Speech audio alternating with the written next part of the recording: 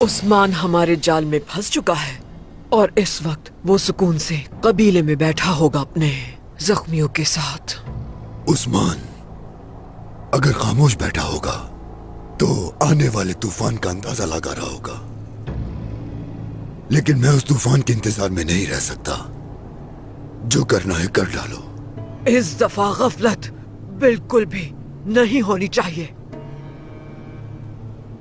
سرحدی خطے میں موجود سپاہی، کوئی کماندار میرے حکم کے بغیر کچھ نہیں کرے گا،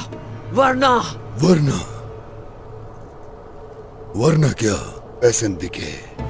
ہاں؟ ورنہ کیا؟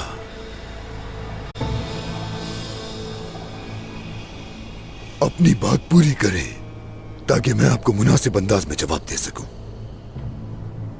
ورنہ غفلت کرنے والے کا انجام میں خون سے لکھوں گی۔